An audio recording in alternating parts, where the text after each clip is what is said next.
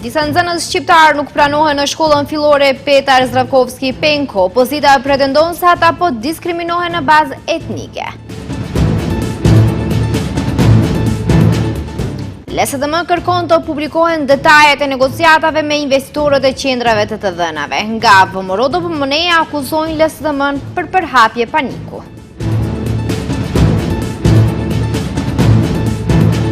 Qyteti sigurt, tashe tutje edhe motociklistët do të sankcionohen automatikisht. Serbia paralajmëron varrim me nderime shtetërore për kasapin e Ballkanit Ratko Mladić.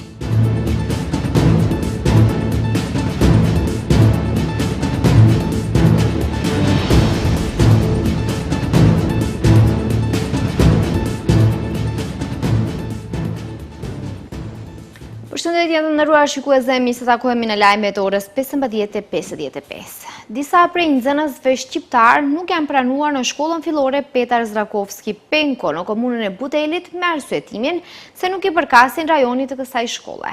Këshilltari nga radhët e BDI-s Armend Murseli tha se në të njëjtën shkollë janë pranuar nxënës jashtë rajonit në paralelet maqedonase dhe turke, ndërsa është mbyllur një paralele në gjuhën shqipe. Grupi këshilltarëve të Bashkimit Demokratik për Integrim në komunën e Butelit kanë reaguar ndaj vendimit të fundit të shkollës fillore Petar Zdravkovski Penko, për të cilët theksojnë se disa nxënës shqiptar nuk janë pranuar në këtë shkollë me arsyetimin se nuk i përkasin rajonit të kësaj shkolle. Këshilltari Armend Murseli tha se në të njëjtën shkollë janë pranuar nxënës të jashtë rajonit në paralelet maqedonase dhe turke, ndërsa është mbyllur një paralele në gjuhën shqipe.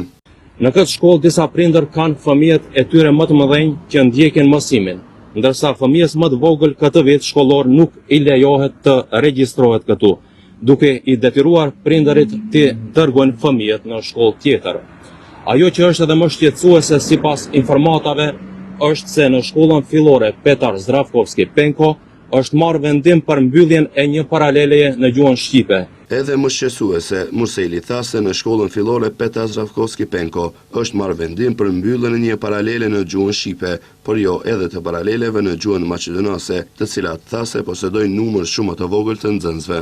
Nga BDI kërkojnë që institucionet kompetente të shqyrtojnë kriteret e regjistrimit dhe ankeset e prindërve dhe gjithashtu kërkojnë që shkolla të rishqyrtojë kërkeset e refuzuara për regjistrim dhe të rikthejë paralele në gjuhën shqipe. Nga 310 nxënës të pranuar në shkollën e mesme të policisë 7 Maj, vetëm 9 janë shqiptar. Këto shifra, sipas partive opozitare shqiptare, BDI dhe Aleanca për Shqiptarët, janë teje diskriminuese. Ndërkohë, zëvendës ministri i brendshëm nga radhët e Vlenit, Astrid Hiseni, u kërkon që të mos e përdorin interesin e shqiptarëve për politikë ditore, duke sqaruar se shkaku i kësaj përqindje të ulët është interesimi jo i mjaftueshëm i shqiptarëve për këtë konkurs. Partitë opozitare shqiptare kanë reaguar për konkursin e policisë, pasi sipas tyre nga 310 nxënës të pranuar në shkollën e mesme të policisë 7 Maj, vetëm 9 janë shqiptar, më pak se 3%. Bashkimi Demokratik për Integrim kërkon anulimin e menjëhershëm të këtij konkursi dhe i njëjti të përsëritet me kritere që garantojnë përfaqësim real dhe adekuat të gjitha komuniteteve në vend. Gjithashtu kërkojnë ndërheqjen e zëvendës ministrit të policisë. Ky konkurs nuk është rast i izoluar. Ai është vetëm një tjetër dëshmi e një politike që i përjashton shqiptarët nga institucionet e shtetit, veçanërisht nga organet e rendit dhe sigurisë. Kur një komunitet që përbën një pjesë të konsiderueshme të popullsisë përfaqësohet me përqindje simbolike në polici, atëherë nuk kemi të bëjmë me një dështim të zakonshëm të një konkursi, por me mungesë të mekanizmave dhe të vullnetit për të garantuar përfaqësimin e tyre të drejtë. Shqetësim për këtë situatë shpreh edhe Aleanca për Shqiptarët. Ata kërkojnë transparencë të plotë për konkursin, numrin e kandidatëve shqiptar që kanë aplikuar, mënyrën e vlerësimit dhe arsyet që, siç thonë, kanë sjellë deri te një rezultat kaq skandaloz. Bëhet fjalë për një shkollë që përgatitet kuadrët e ardhshme të policisë dhe ku të diplomuarve u garantohet punësim në Ministrinë e Punëve të Brendshme. Kjo do të thotë se përbërja e sotme e kësaj shkolle do të reflektohet drejt për drejt në përbërjen e policisë në vitet e ardhshme. Për më tepër, mësimi zhvillohet vetëm në gjuhën maqedonase. Ndaj akuzave ka reaguar zëvendës ministri i Brendshëm Astrid Hiseni. Ai thotë se flet me fakte dhe jo me propagandë dhe se shkaku i kësaj përqindjeje sipas tij është interesimi jo i mjaftueshëm i shqiptarëve. Interesimi shqiptarëve për këtë konkursë nuk ka qenë afër pritshmërive tona, edhe nga ata që kanë aplikuar, një numër nuk janë paraqitur në fazën e testimit, duke u tërhequr faktikisht nga gara. Prandaj, është e pandrejshme politikisht të thuhet se shqiptarët janë përjashtuar, pa treguar se kanë aplikuar, se kanë vazhduar procesin dhe se kanë plotësuar kriteret e përcaktuara. Ndërsa përfaqësuesve të BDI-së zëvendës ministri Seni u kërkon që të mos e përdorin interesin e shqiptarëve për politika ditore.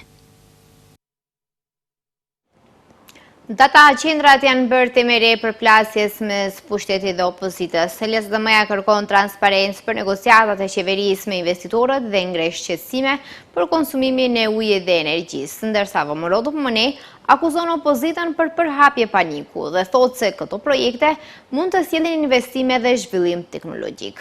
Përplasja tashmë është edhe për mënyrën se si do të shfrytëzohen burimet e vendit dhe kush do të përfitojnë nga investimet. Ndërtimi i mundshëm i data qendrave në vend ka ndezur një debat të ri në skenën politike. LSDM-ja opozitare kërkon transparencë nga qeveria dhe paralajmëron për rrezikun që sipas saj projektet e tilla mund të paraqesin për ujin dhe energjinë elektrike. Ata kërkojnë që qeveria të bëjë publike detajet e negociatave me investitorët potencial. Nga partia opozitare thonë se nuk janë kundër investimeve që sjellin vende pune dhe teknologji të reja, por kërkojnë të dihet se kush janë investitorët, çfarë kushte ofron shteti dhe sa ujë e energji do të konsumojnë data qendrat.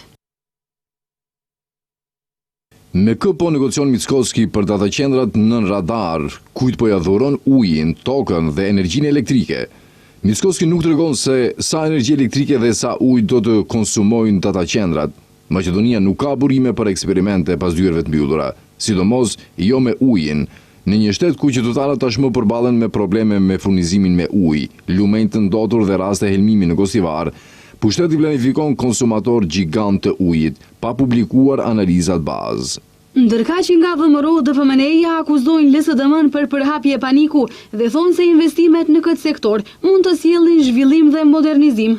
Kryeministri Hristian Mickoski theksoi se si politikan, ashtu edhe si profesor dhe si inxhinier, qëndron pas ndërtimit të një industrie të re dhe se qeveria do të marrë përsipër rrezikun institucional. Kjo është një demokraci tregu dhe një shoqëri tregu. Energjia elektrike do të paguhet nga ai që konsumon me një çmim të rënd dakord në tregun e lirë. Se përket ftohjes, promovon mesazhe që janë 20 vjeçare dhe sot ekzistojnë teknologji moderne krejtësisht ndryshme në varësi të qëllimit të këtyre qendrave të dhënave. Tashmë kemi një qendër dytësore të dhënave në rajonin e Prilepit, të ashtu quajturën qendër të dhënash për rikuperim. Përmes agjendës e reformës me Bashkimin Evropian, do ndërtojmë një qendër të re kombëtare parësore të dhënave që, përmes sistemit të ndërveprimit, do t'i bashkojë të gjitha institucionet në një vend dhe do të ofrojë mbrojtje kibernetike. Data qendrat janë objekte të mëdha të mbushura me server dhe pajisje informatike, ku ruhen dhe përpunohen sasi të mëdha të dhënave. Ato janë baza e shumë shërbimeve që përdorim çdo ditë nga platformat online dhe shërbimet cloud, deri të sistemet bankare dhe shërbimet digjitale. Serveret punojnë në mënyrë të vazhdueshme dhe prodhojnë shumë nxehtësi, ndaj data qendrat ka nevojë për sisteme të fuqishme ftojeje dhe furnizim të qëndrueshëm me energji elektrike. Disa sisteme ftojeje përdorin edhe ujë dhe pikërisht konsumi i mundshëm i ujit dhe energjisë është bërë një nga pikat kryesore të përplasjes politike. Nga njëra anë janë argumentet e qeverisë për investime, teknologji dhe zhvillim ekonomik, ndërsa nga ana tjetër pyetjet e opozitës për ndikimin mbi burimet ujore, energjinë elektrike, mjedisin, përfitimin konkret dhe kostën që do ta kenë ato për qytetarët. Ministria e Punëve të Jashtme ka dhënë detaje për aksidentin që ndodhi në një autostradë në Sloveni ku kanë humbur jetën 3 shtetas të Maqedonisë së Veriut. 2 persona të tjerë që ndodheshin në automjet janë lënduar dhe gjithashtu janë shtetas të Maqedonisë. 3 shtetas të Maqedonisë së Veriut, 1 person i rritur dhe 2 të mitur, kanë humbur jetën në një aksident të rënd trafiku që ka ndodhur dje në autostradën A1 në afërsi të Unecit në Sloveni, ka njoftuar nga Ministria e Punëve të Jashtme. Sipas njoftimit, në aksident janë lënduar edhe 2 persona të tjerë që ndodheshin në automjet, të cilët gjithashtu janë shtetas të RMV-s. Ambasada e Republikës së Maqedonisë së Veriut në Ljubljan ka marrë njoftim zyrtar nga policia slovene për një aksident të rënd trafiku që ka ndodhur më 27 gusht 2026 në autostradën A1 pranë Unesit. Në aksident kanë humbur jetën 3 persona, një i rritur dhe 2 të mitur, shtetas të Republikës së Maqedonisë së Veriut. 2 persona të tjerë që ndodheshin automjet janë lënduar dhe gjithashtu janë shtetas të Maqedonisë. Rasti po trajtohet nga autoritetet kompetente policore në Koper. Sipas informacioneve të lidhjes automoto të Slovenisë, aksidenti ndodhi dje pas dite, kur një kamion për shkak të një defekti ishte ndalur në hapësirën e parashikuar për ndalim. Për arsye ende të panjohura, drejtuesi i automjetit ka goditur pjesën e pasme në anën e majtë të remorkjos. Në momentin e aksidentit në automjet ndodheshin 5 persona, të gjithë shtetas të Maqedonisë së Veriut. Mjeku ka konstatuar vdekjen e 3 personave në vendin e ngjarjes. Një person i lënduar rënd është transportuar me helikopter në spital, ndërsa drejtuesi i automjetit është dërguar me ambulancë. Ethet e Nilit Perëndimor vazhdojnë të përhapen në Maqedoninë e Veriut dhe Europë. Deri më tani në vend janë regjistruar 53 raste, nga të cilat 50 janë konfirmuar në laborator dhe 3 janë të dyshuar. 6 persona kanë vdekur. 18 pacient aktualisht po trajtohen në klinikën për sëmundje infektive, ndërsa virusi është zbuluar edhe në një korp të ngordhur të gjetur në Resnja. Ministri i Brendshëm Panqe Toshkovski njoftoi se tashmë edhe motociklistët do të sankcionohen automatikisht përmes sistemit qyteti sigurt për kalimin e shpejtësisë e lejuar. Deri tash sistemi i motocikletat regjistronte vetëm kalimin në semafor të kuq. Toshkovski tha se që nga dje është mundësuar edhe detektimi automatik i shpejtësisë së motocikletave. Sipas tij, masa është ndërmarrë para se gjithash për rritjen e sigurisë në komunikacion. Ai theksoi se nga 6 viktimat në aksidentet e trafikut këtë muaj, 4 kanë qenë motociklistë. Qyteti i sigurt për momentin funksionon në korridore 8 dhe 10, si dhe në Shkup, Kumanov dhe Tetov, ndërsa deri në mes të shtatorit pritet të vendoset edhe në Veles, Kavadar dhe Negotin.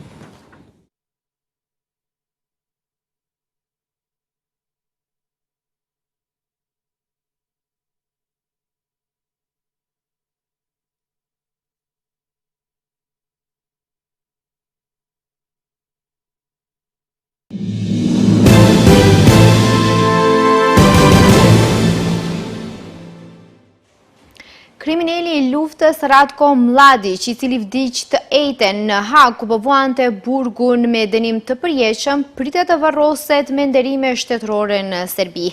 Edhe pse u shpall përgjegjës për gjenocidin e Srebrenicës dhe një sër krimesh të kryera gjatë luftës në Bosnjë, autoritetet serbe thanë se ai do të varroset sipas protokolleve që zbatohen për generalet.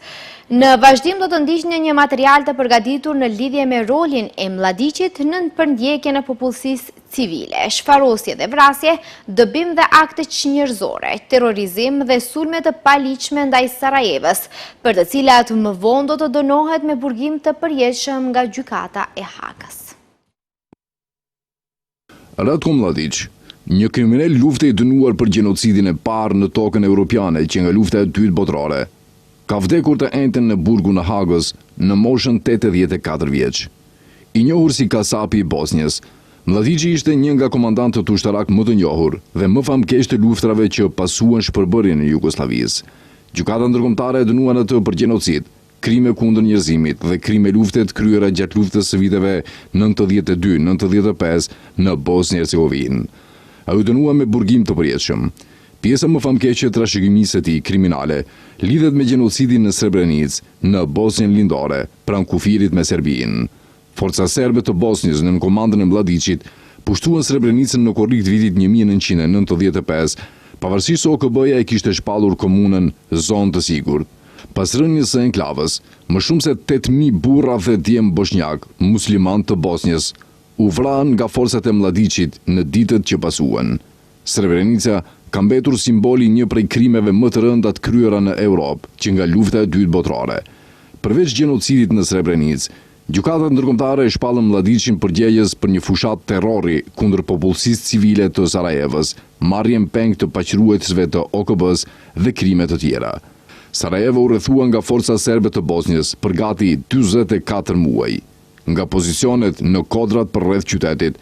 Ato bombarduan qytetin dhe përdorën snajperët kundër banorëve të tij. Më shumë se 11.500 njerëz nga të gjitha grupet etnike u vranë, ndërsa shumë të tjerë u plagosën ose u zhvendosën.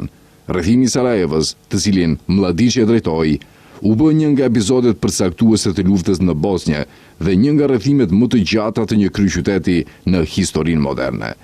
Pas përfundimit të luftës në vitin 1995, Mladiqi u shmang arrestimit dhe kaloi pothuajse 16 vjet në fshehje. Ai u arrestua në Serbi në maj të vitit 2011 në fshatin Lazarevo dhe disa ditë më vonë u transferua në Hag.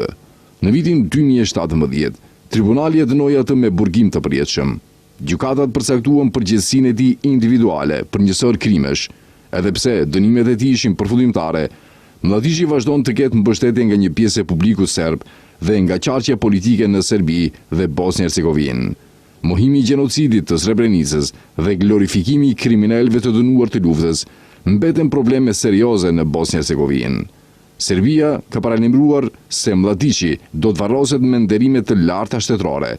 Këtë e ka konfirmuar ministri serb i drejtësisë Nenad Vujić, duke thënë se generali Mladić është general dhe protokollet dihen. Dihet edhe roli i tij, por edhe ajo që i takon generalit Mladić sigurisht që do të respektohet. Prokurori Avni Namani ka kërkuar dënimin e ministrit në detyrë Xhelal Sfeqla në fjalën përfundimtare në rastin gjyqësor për hedhjen e gazit lojësjellës në Kuvendin e Kosovës në vitin 2018. Prokurori Namani tha se bazuar në raportet e ekspertizave, bombula e gazit lojësjellës konsiderohet armë. Ai bëri të ditur se prokuroria ka hequr dorë nga ndjekja për veprën penale pengimi personit zyrtar në kryerjen e detyrave zyrtare për shkak të parashkrimit, ndërsa kërkoi që Sfeqla të shpallet fajtor dhe të dënohet për përdorimin e armës apo mjetit të rrezikshëm. Në këtë rast po akuzohen edhe fitore Pasolli Dalipi, Drita Millaku dhe Sali Zyba. Mirëpo për Sfeqlën procedura është veçuar.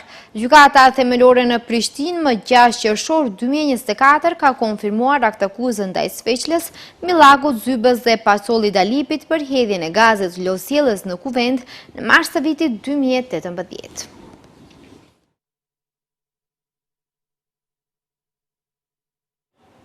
Komanda qendrore e ushtrisë amerikane tha se korridoret ndërkombëtare të njohura të transportit detar në ngushticën e Hormuzit janë të hapura, pasi forcat amerikane pastruan mina detare nga kjo rrugë ujore. Ne kemi arritur me sukses të çminojmë korridoret ndërkombëtare të transportit detar në ngushticë, ku minat ishin vendosur muaj më parë nga Korpusi i Gardës Revolucionare Islamike të Iranit, tha komandanti Admiral Brad Cooper në një video të publikuar në rrjetin social American X. Rrugët e tranzitit të njohura ndërkombëtarisht në ngushticë janë të pastra nga minat detare iraniane, shtoi ai. Ngushtica e Hormuzit është një rrugë kyç ndërkombëtare e transportit detar që lidh Gjirin Persik me Gjirin e Omanit dhe detin Arabik.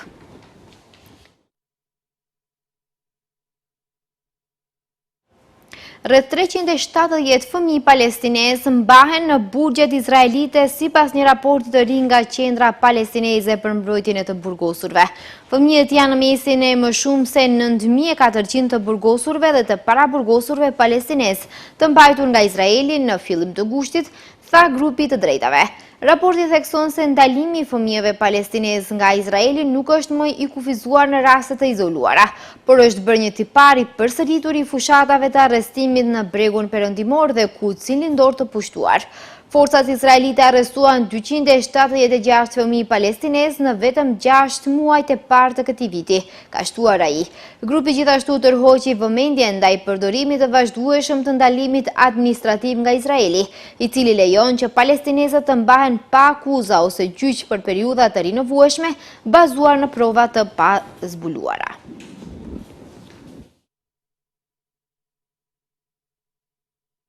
Shikues të nderuar, këtu përmbyllim këtë edicion informativ. Ju falenderoj që na ndoqët. Mirupafshim.